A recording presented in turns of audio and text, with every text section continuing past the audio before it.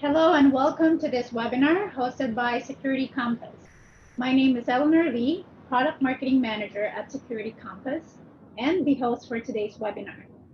Before we get started, I'd like to address a couple of housekeeping items. First, a recording of this webinar will be available after today's event. You will receive an email with a link to the recording.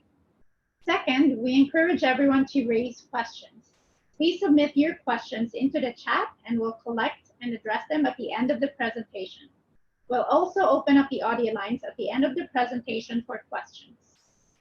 For those of you who may not be aware of us until today, Security Compass started out with a team of very experienced penetration testers in 2004. And we have since evolved to become a security software company that offers professional advisory services, training, and SD elements, a first of its kind automation platform that translates security standards to actionable tasks across various software stacks.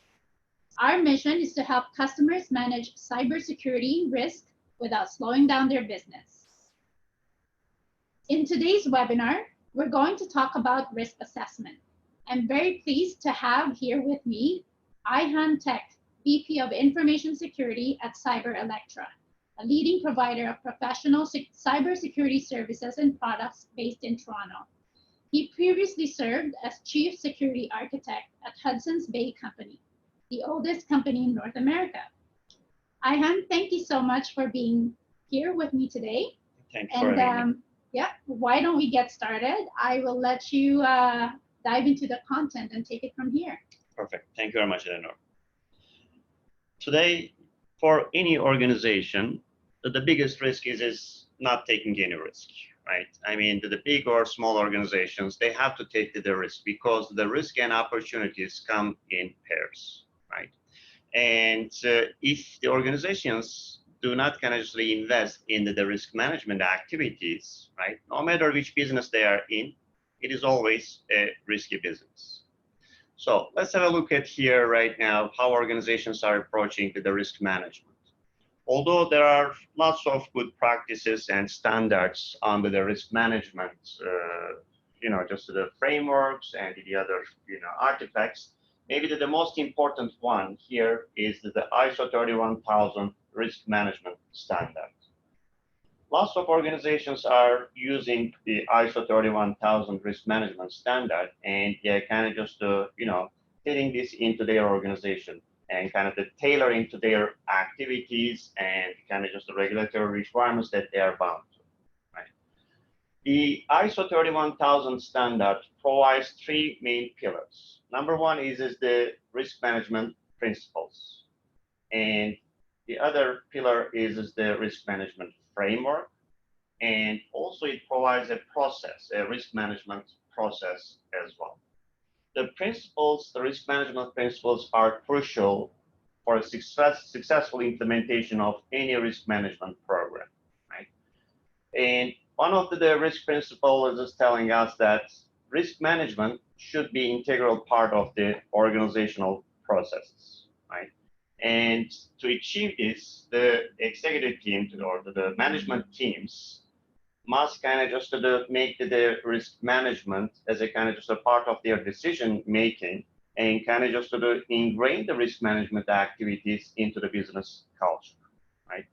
And it's kind of just they need to show this, demonstrate this one with a tangible kind of the artifacts, such as the risk policy, risk standard, and risk appetite as well.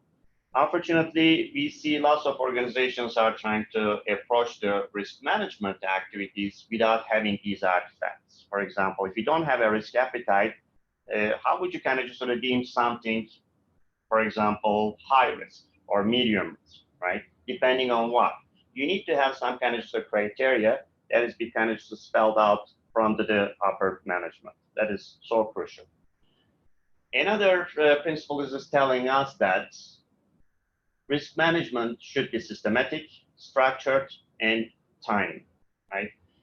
Without the kind of the strong framework, the risk management framework, and its associated, the process and the technology, it is almost impossible to kind of sort of make the risk management systematic, structured, and again, we are going to see lots of just sort of examples how we can kind of just sort of take the the reactive risk management into and port this one into the proactive risk management stance as well. Right? Another principle is just telling us that the risk management activities should be tailored. Right?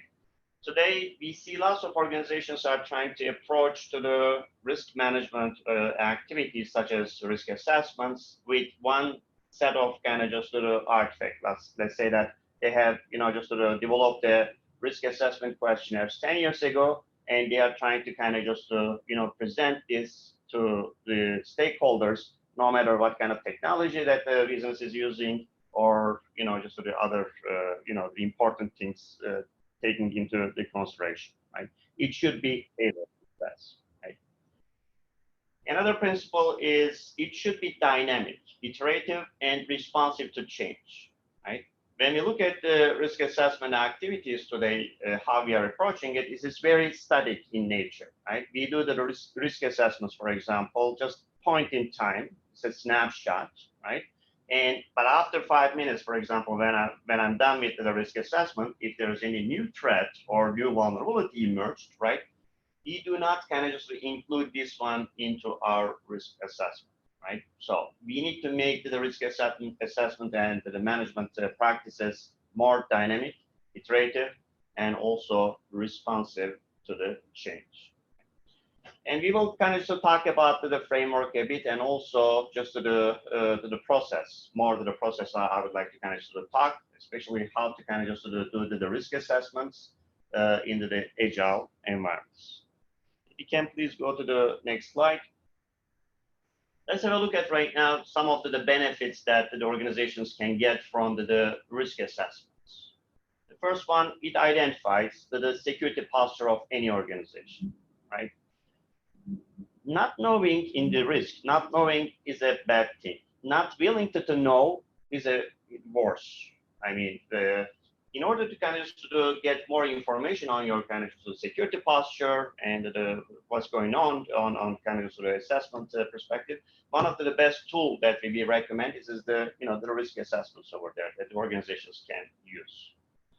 And it should kind of just sort of support the strategic decision as well. The business leaders are making lots of strategic decisions, and one of the things that they would like to see is the kind of just a clear picture of the risk that they are dealing with, right? And so there must be some kind of just sort of way to translate the technical risks that the risk assessment is providing and into the business risks, so that the executive team can kind of just use these to make some strategic decisions over there. Compliance. It provides regulatory compliance. In this world, there are two drivers that people do things out of it. Number one is either they like doing the things, that's why they do. Number two is they are afraid of not doing things, that's why they do. For example, I don't like paying my taxes, but if I don't, I know that there are some consequences, so I have to pay.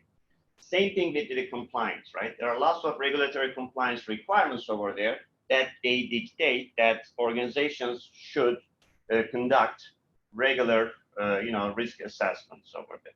So once you do these risk assessments, you're kind of just complying with those regulations as well.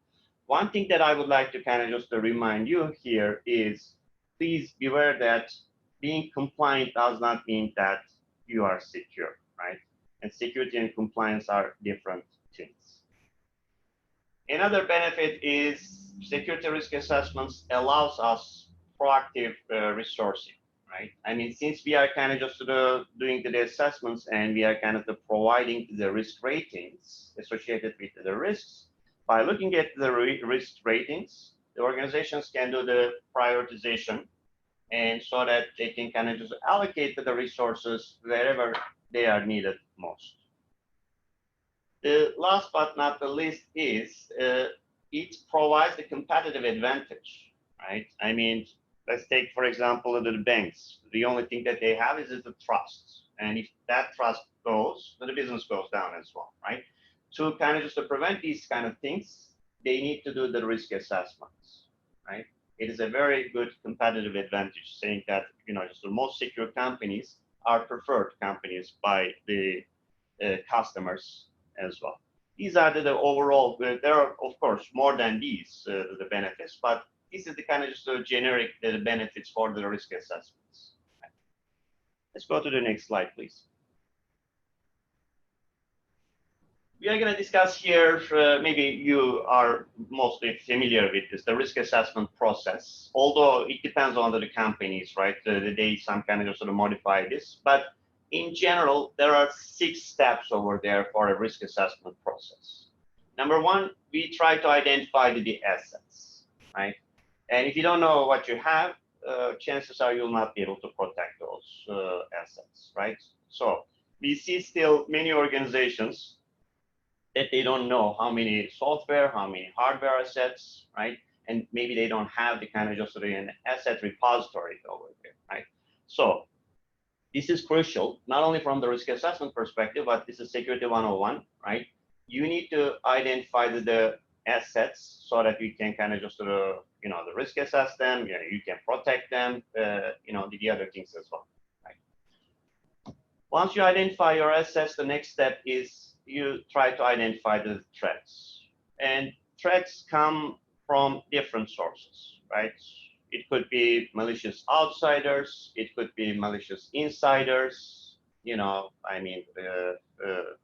states, kind of just the nations, natural disasters, and unnatural disasters, such as employees who keep kind of just pushing that, clicking that phishing link over and over again. And no matter how many times you beg them not to do that, threats are abundant. Once you identify your threats, the next step is you need to kind of just identify the vulnerabilities, right? And there are different ways of kind of just identifying the vulnerabilities. There are some kind of just, the scanners out there and kind of just, the manual penetration testing, etc., to kind of identify the vulnerabilities. Okay, you know your assets, you know your threats, you know your vulnerabilities. The next step is kind of just to see what kind of controls you have around so that you can kind of just mitigate those risks, right?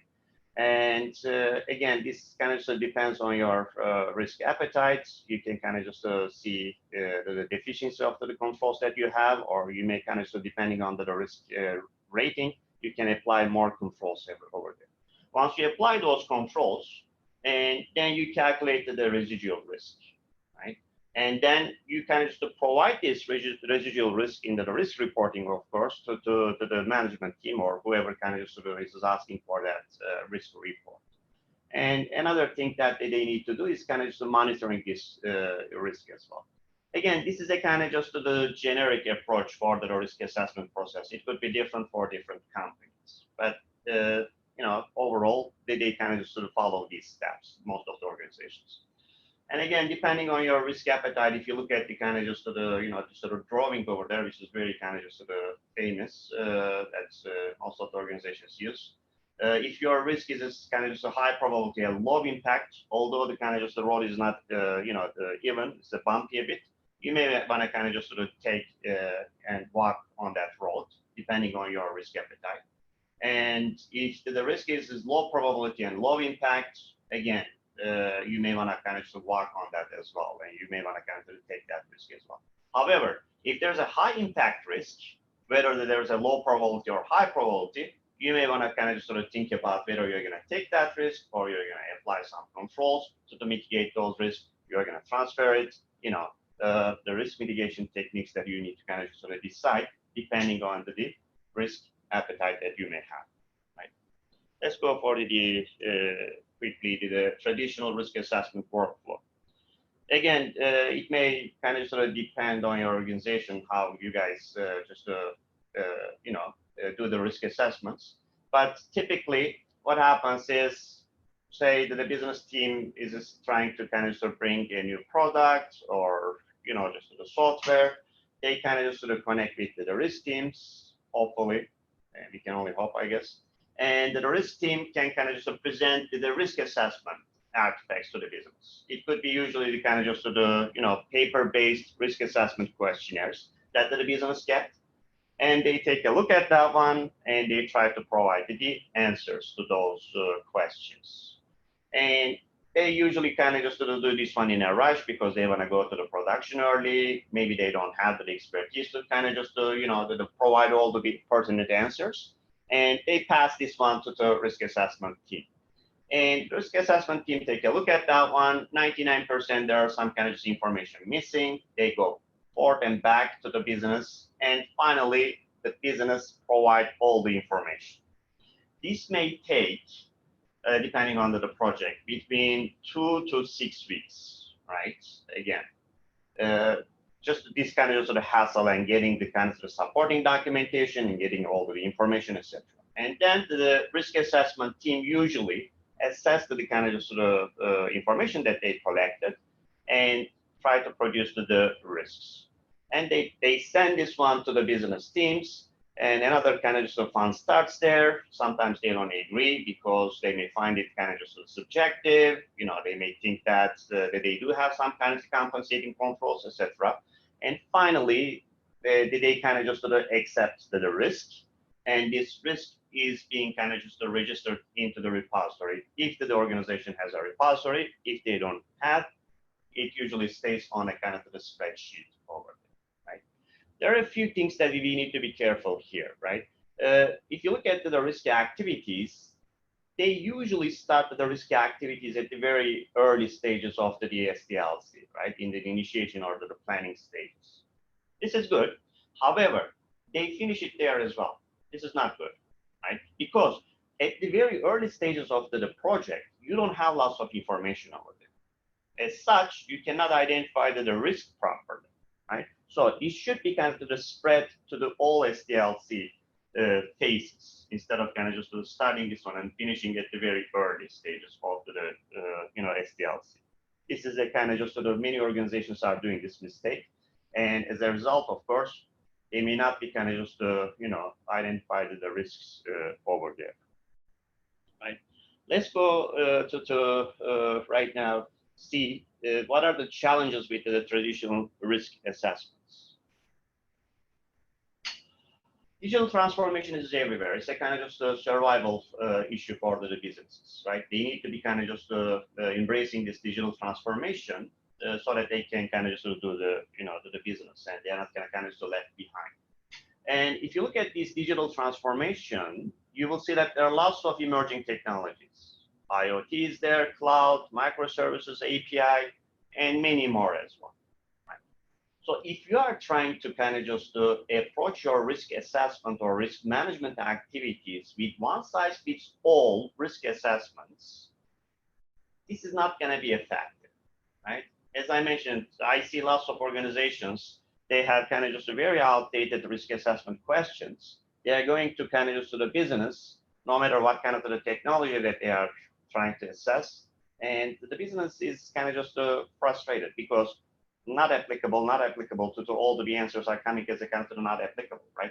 If you have, for example, in the past, we used to do lots of kind of web application assessments, right? If you're still giving these web application assessments to an IoT, for example, this is going to be kind of just not very effective, right, from the risk identification perspective. So another thing is DevOps and agile, right? So you see this one more and more these days. So you got to love these DevOps people. I mean, they are hilarious people. They are telling that they have a button, they press that button, and they are in the kind of just, the production in 2 weeks, right? I've seen them, they do it. I mean, it's real, right?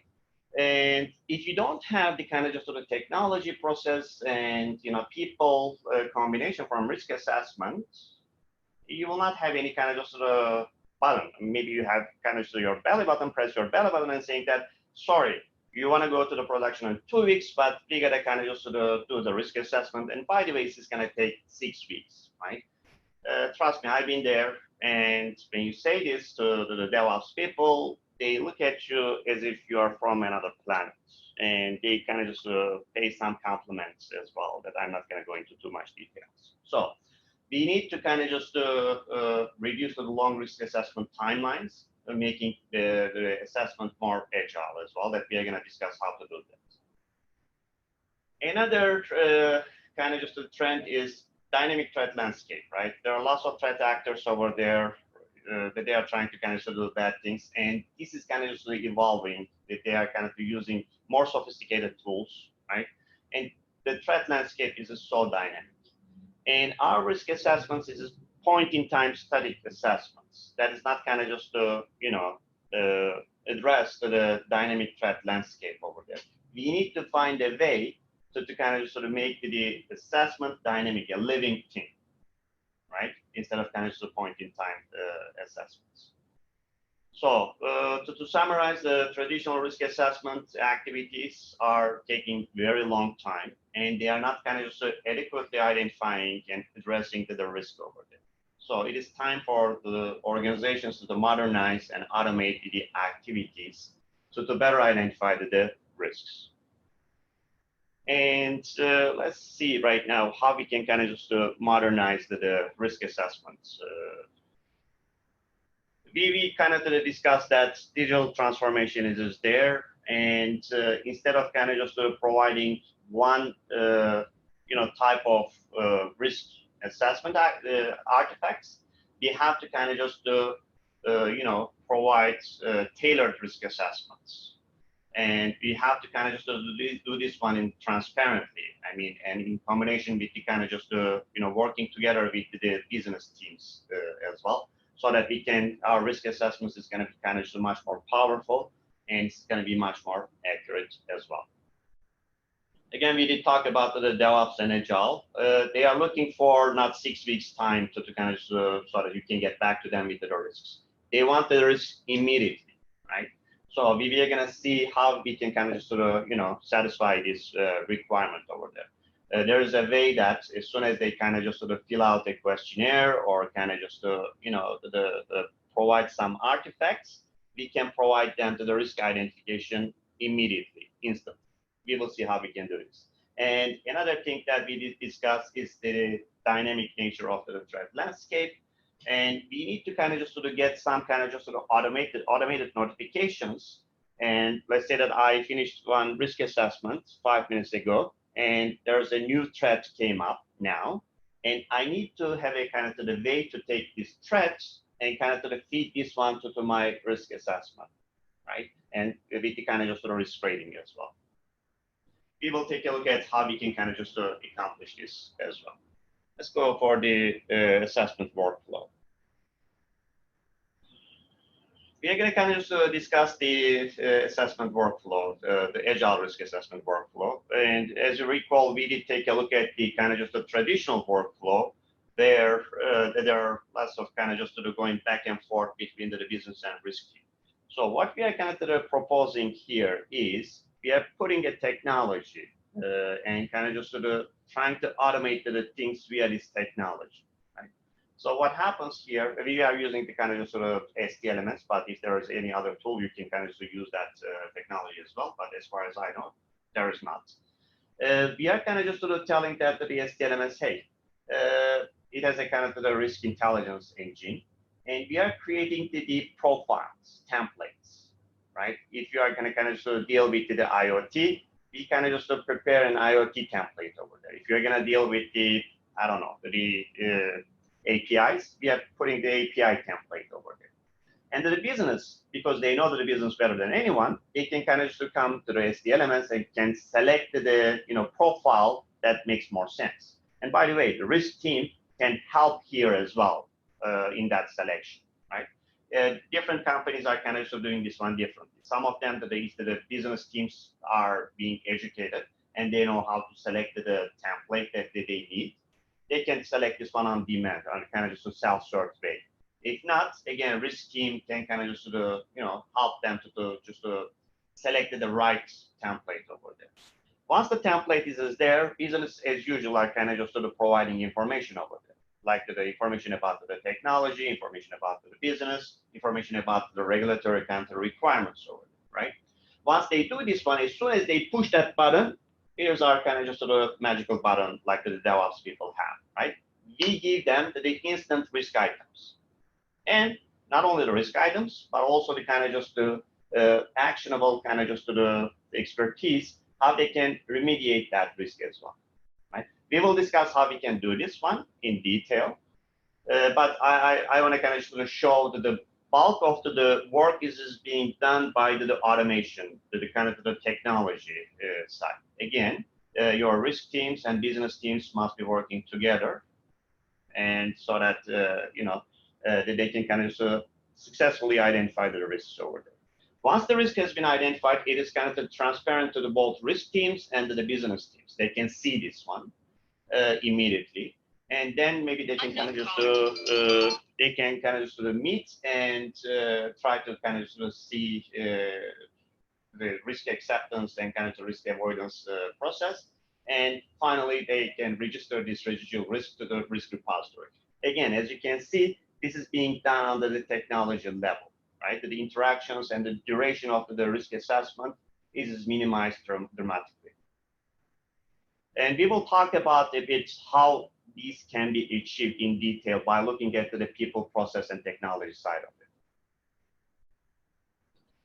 Here, again, I mean, just merely bringing one technology and expecting that are miracles, it doesn't work that way. You have to kind of just bring to the people, process, and technologies, and you need to kind of just merge them, and you need to allow them to kind of just work, harmoniously. From people perspective, the most important thing is that the business and the information security or risk assessment teams need to cooperate, need to work together, right? Unfortunately, many organizations that we see, this is not happening, right? They are working in isolated silos over there, right? But the good things that many companies did see this problem, and they are trying to kind of bring the information security inside the business as well. For example, I think two of the financial institutions in Toronto, they created the business information security officer, that information security resources that they are working with the business, inside of the businesses. And one of the financial organizations lately kind of just merged the risk assessment team and risk advisory team, and just one right now that role is working closely with the business as well. This is very important to kind of just get an agile risk assessment implementation. Business and information security risk assessment teams are working together. And also we need to kind of just clarify the roles and responsibilities a bit, right? As you know that the agile and DevOps is kind of just shifting to the security left, right? And we need to kind of just make these role adjustments and responsibility adjustments so that we can kind of just seize that, the benefits over there as well. From the process perspective, again, identifying the right profiles and kind of presenting this to the business is crucial, right? You cannot go to the business with your web application assessment architect and kind of just try to assess the IoT or cloud, right? You need to kind of just develop the profiles.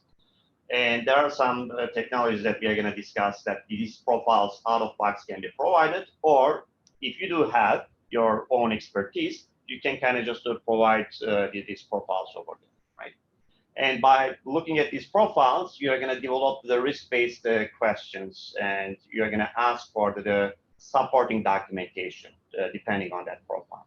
Right? And one thing that I highly recommend is defining the risk metrics, right? Unfortunately, we are not doing a very good job. Most of the organizations are not doing a very good job collecting the risk metrics, right? Security is measurable, trust me, but we need to kind of just create and define and integrate the right smart metrics over there so that we can kind of just take a look at that and improve the process, technology, and people aspects of it, right? So this agile risk assessment implementation is just kind of just requesting that we need to kind of just define the risk metrics and integration points as well. When we look at the technology side of it, right, the technology is capable of kind of just creating the self-cert TRA profiles, threat risk assessment profiles. This is very important, right? I mean, right now the business is not dependent on the availability of the risk assessment people. Sometimes they are very kind of just hard to find in some organizations. They have a self-cert kind of just the approach to the risk assessment. They can get that profile from the technology. And if we can kind of just sort of define the risk ratings and the remediation steps in the technology, then we can kind of just, this will allow us to provide the instant risk advice to the business. How do we do this? Is kind of the interesting part, right? How do you kind of just sort of tell, for example, if there is a business that they are trying to kind of just, let's say that they have an internet-facing application that they are developing, and they are kind of just not providing any, let's say, the transport layer security. TLS is not there, right? If you do have some kind of just guidance, such as your standards or your procedures, right? It is saying that over there, hey, you must use the TLS, for example, right? All you need to do is kind of just sort of take that and kind of just sort of put this one into your technology side, so that your businesses, once they don't, once they violate this kind of just requirement, they will get an immediate response saying that, oh, I need to use the TLS. And you can put the remediation steps as well. If you have a kind of just sort of, I don't know, the kind of just sort of documentation on how the business can implement this, you can kind of just refer this into the link, or you can put the kind of just step-by-step guidance into the technology over there. And once the business take a look at that one, I need to kind of just, just to put to the TLS over there. Otherwise, my risk rating is going to be high, and I need to kind of just follow these steps. It's going to be guidance for them that it is possible to kind of put this one into the technology. And then it will be kind of possible to design instant risk reporting, right? Once you do this one, the second phase is the training. You have to kind of just sort of train the risk assessment team, or also the business team as well, right?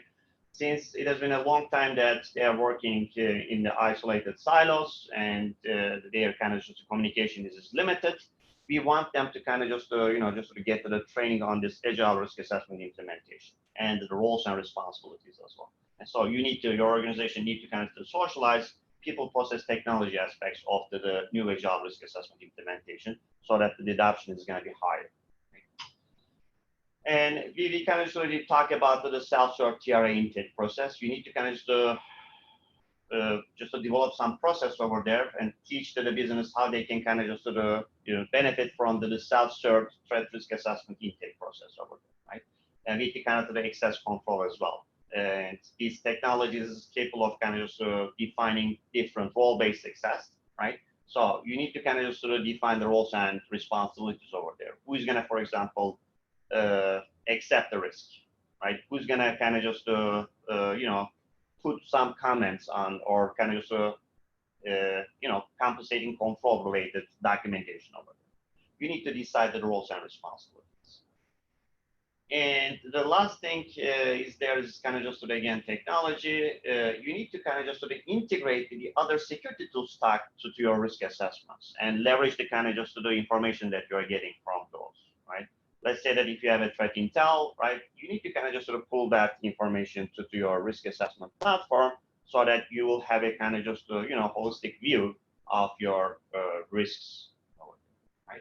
And also the technology should be able to do the root cause analysis, right? I mean, if you are doing the loss of TRAs, and if you keep getting like just the same issue over and over again, you need to take a look at the kind of just the root cause, right?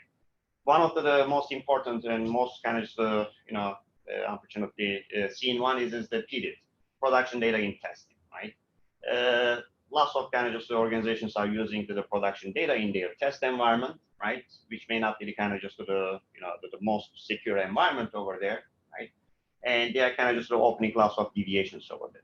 If you keep getting lots of just the PDIT related deviations, you need to be understanding why people are doing that one, and the kind of just the root cause, and kind of just recommending or just reporting this one to the the admins over there, right?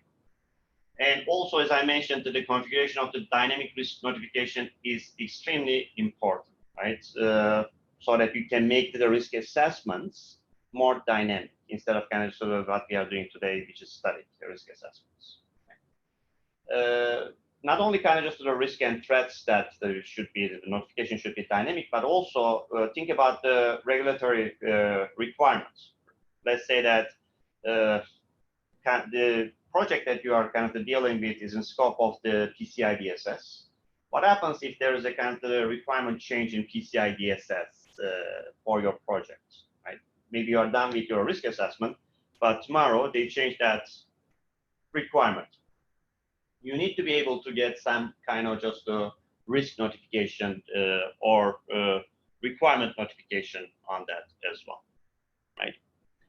So this brings us to the next slide, which is the people aspects. We can kind of delve a little bit more into detail.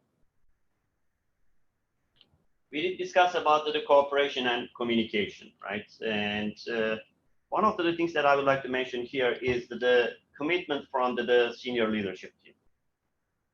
Again, without their full support, you cannot kind of just make the risk assessment agile, right? It's going to be much more reactive if there is no support over there from the senior leadership, right?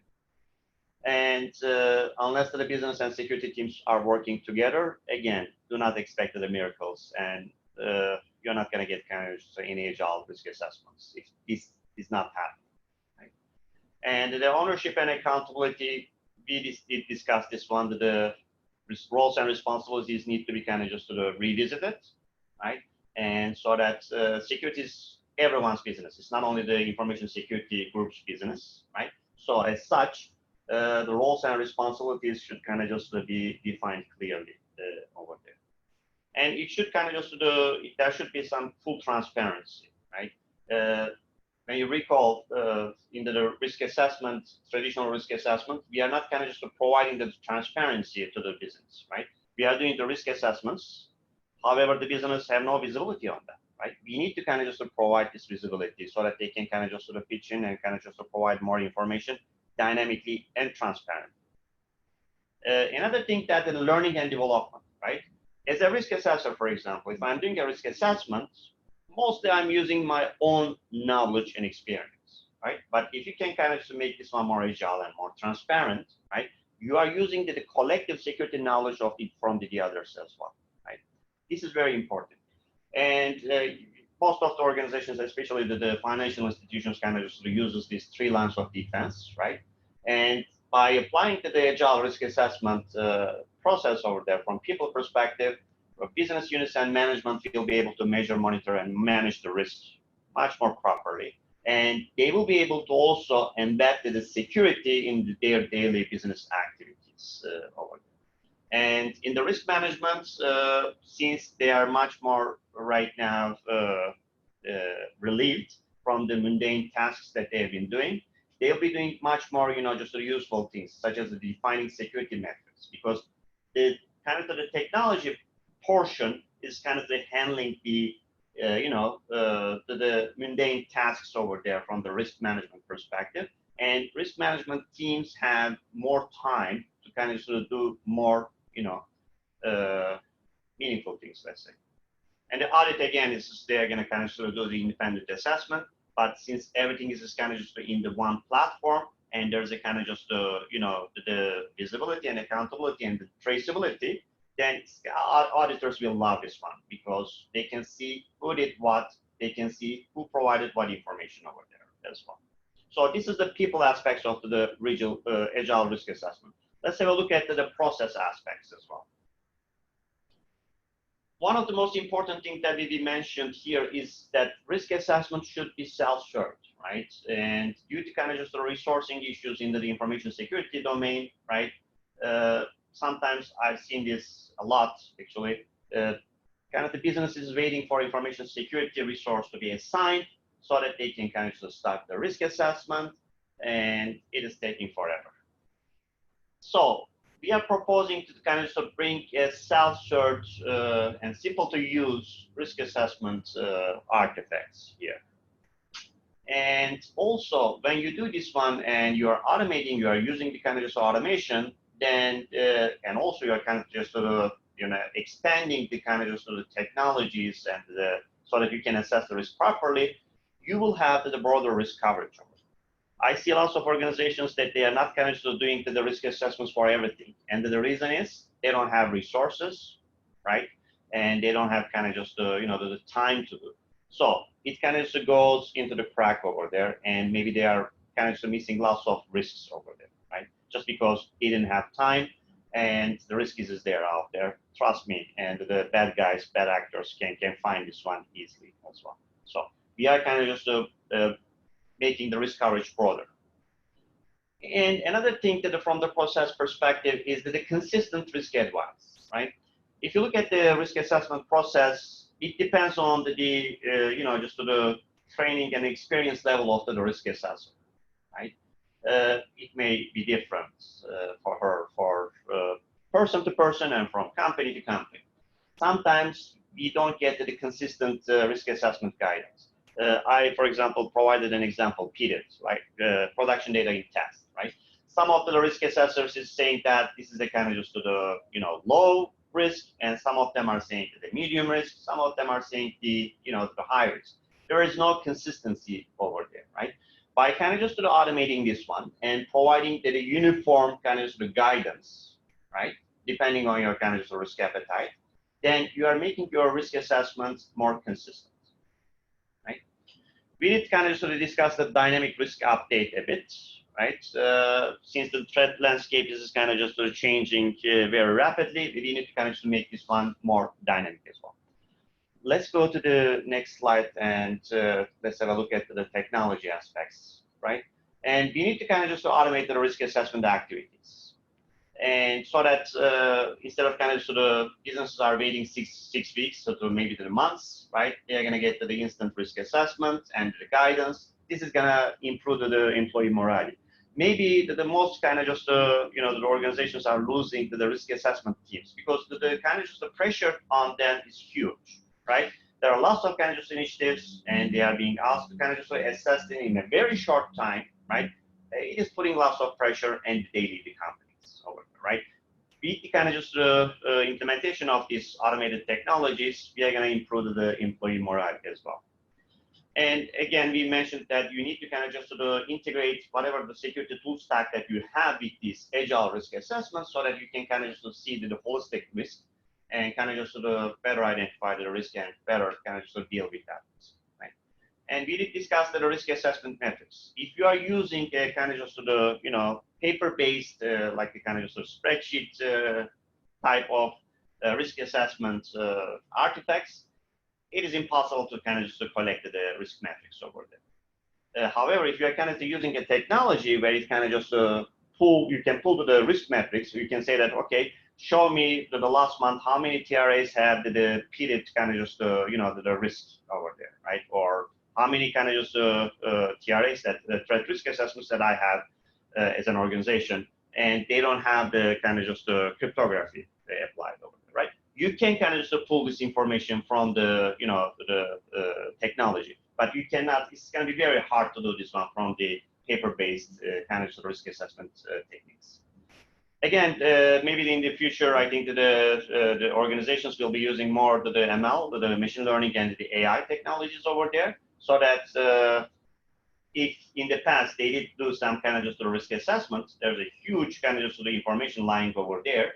We can kind of use AI and ML to learn those, and so that we can address the root cause properly and effectively. Let's quickly go to the benefits here very quickly, because I think we are running out of time, I guess.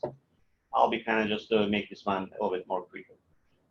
We will discuss a bit what are the benefits of if you modernize this risk assessment activities, right? One of the things is the return of investment that I would like to show you, right? As I mentioned, security is measurable. We have to measure the security, especially for the executive team, so that we can get the kind of just the budget, let's say. And also we'll talk about the consistency and auditability, and how it should be tailored, and the risk metrics, etc. Let's go to the return of investment quickly. The next slide, please. Perfect. We did discuss that there are traditionally 4 to 6 weeks taking this the risk assessment process. And if you kind of just modernize this one, the business is getting the risk ratings and the risk advice instantly. Right? There are lots of organizations over there they build something, and at the end, they wait for the risk assessment team to provide the risk rating or to the kind of just the blessings so that they can go to the production, right? Depending on the organization, it may happen at the very end. Let's say that you have a very, small project over there, that there are only 5 team members. And let's assume that a team member is getting $80 per hour, and they are working 7.5 hours per day, and it makes $600 that you are paying for one resource. And if you have 5 resources, right, you are paying $3,000 per day. If these people are just waiting for a risk assessment team to complete the risk assessment so that they can go to production for 4 weeks, which is the kind of the norm, right? You are losing $60,000 for just one project. If you have, thousands of projects, please do the math over there, right? Getting the instant risk ratings is kind of just good for the organization from the kind of just, the dollar amount that they are spending as well. Let's go to the other, just the benefit. Consistency, right? As I mentioned, the risk ratings, risk advice, and sometimes even the risk assessment timelines depend on the risk assessor, right? It's his or her capabilities of kind of understanding the business, understanding kind of just the risk assessment process. It depends on the person to person, right? So we are using the automation to kind of standardize this, right? Please just ensure that we are not kind of eliminating those people, right? We need the risk people. We need ever them more, right? We need them to kind of just intelligently kind of just go and just find the root causes and kind of just see the things that the automation cannot see, right? We will use them. And also, we are providing a centralized view as well by kind of providing the kind of the whole holistic view from one single pane of glass, right? You do have a centralized view of the risk, not only the kind of just from that specific project perspective, but holistically from the enterprise perspective, you can see your risk posture as well. On the paper base, this is impossible to see. You have to kind of just check lots of papers over there. And maybe another thing that we need to kind of just apply to the uniform controls that should be coming from the standards that your organization has. If you don't, then it should be coming from the best practices that are abundant over there as well. Let's go to the next, auditability and accountability, right? Again, we are providing a transparent access to the business here, right? It is visible to the risk assessment process is visible to all stakeholders. If they have access to that technology where you're doing the risk assessment, they'll be able to see what risks are there, what is their rating, what is the kind of just the recommendation to remediate that risk, right? And again, as we discussed, you can kind of just put the role-based access over there, and you can define who's going to see what, right, in that technology. And non-remediation, right? Whenever there's an interaction, it's not with the email or kind of the meetings. You are interacting with the risk team, right, on the kind of just the technology, SDNMS here, right? And whenever you kind of just put a note over there or you're providing a kind of just the information, your activities are being logged with a timestamp, right? And this is good for the auditors as well, right? You can see right now who is providing what. In the future, you cannot say that, oh, I didn't say that one. No, you did, because it is there. You provided that information. And also, when you kind of support you are sending the supporting activity, the artifacts, and it is being kind of registered over there as well. Let's go to the other one. And as we mentioned, I mean, it should be tailored and complete, right? If you are kind of just doing an IoT assessment over there, and if you are trying to apply to the web application assessment, it's not going to work. Here, we kind of just provide the different, the profiles, and according to that template and profiles, you can kind of select the best fits into your organization. And if it doesn't, create your own as well, right? The technology is allowing you to create your own profiles as well. And also, it kind of just providing the complete support from the other SDLC practitioner perspectives, right? For example, it's kind of just providing the requirements guidance, it's providing the design and architecture, development, QA, and also the kind of just implementation guidance as well. Also from the, as we mentioned briefly, if you do have the tool stack, security tool stack, you need to kind of, so you have the ability to integrate this tool stack here. Let's say that agile teams like, for example, I don't know, Jira, right? And it is possible right now to kind of just sort of put the risk items into the Jira because there's an integration with the Jira. Or if you are using the HP ALM, for example, you can do that one as well, right? The integration is very important for the technologies so that we can see the holistic view of the risk, right? I think, oh, there is another risk metrics that we forgot to discuss, right? Yeah, since we are kind of getting more coverage for the risk assessments, thanks to automation, right? And also it is capable of kind of just integrating with the CI/CD pipeline for the DevOps. It's going to be kind of just much more, agile, let's say, right? Your risk assessment activities. And also, since you are kind of just providing the priorities over there, like the critical, high, medium, low, informal, right? It's going to be much more kind of just easy to translate this one to the user stories over there. And so that the agile and DevOps teams can kind of just take a look at that one and deal with the different, kind of just SDLC phases over there. From the analytics perspective, you have to collect the risk metrics. For example, how many of the kind of risk assessment that we did opened the kind of the deviation for the repeated or other things, right? You have to collect the metrics so that you can kind of enhance your process and procedures over there.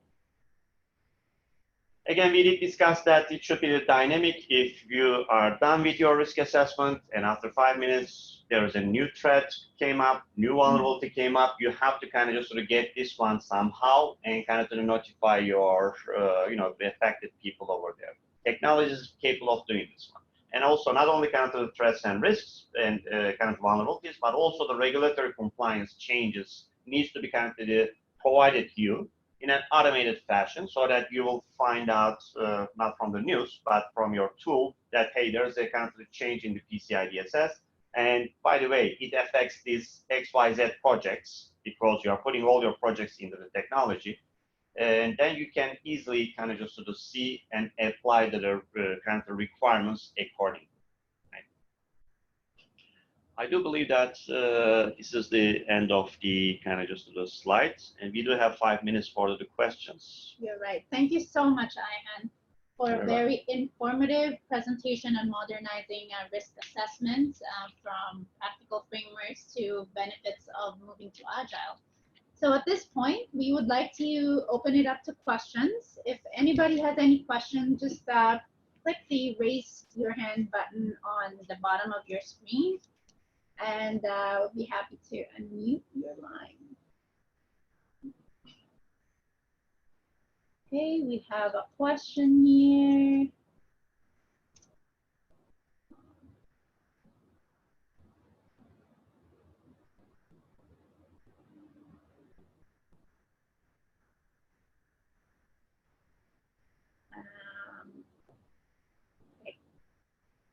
Okay, Kalyan, you're on.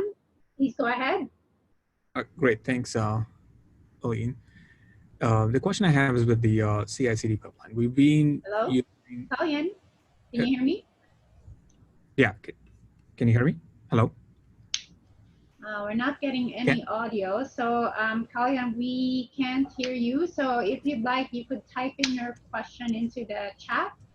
Yeah, I'll do that. I'll type my question in the chat.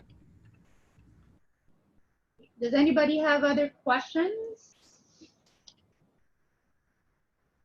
I have a question here on what challenges have you seen in implementing agile risk assessment activities? Yeah, very good question. One of the challenges that we see is this kind of just, if there is no, just the commitment from the top management, it is always a challenge. Sometimes I think the kind of the mid management is saying that, let's do this one agile, right? Or the risk teams are saying that, hey, lots of pressure from the DevOps or agile teams, we got to do something. But without the kind of just the, the right the commitment from the top management and the associated kind of just the process and procedure kind of just the artifacts, it will be very challenging to kind of just implement this, right? And also another thing that we mentioned that both the business and the information security risk management team should be working together, right? But it is doable. I mean, trust me, lots of organizations are kind of just capable of doing this one, and they see the benefit, especially the kind of just the dollar amounts that I did show you there, right? It's a huge benefit, right? And it can be done. Okay, great. Thank you.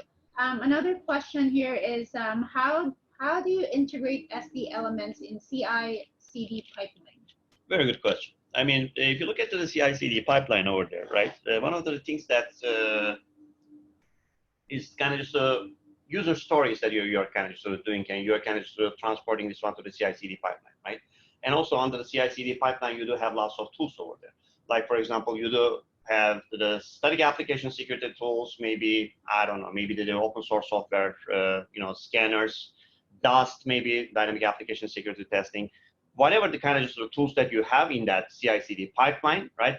You can kind of just integrate this one with the SD elements and kind of just see the risk. For example, your SAST, static application security testing, is kind of just bringing the 10 vulnerabilities, right?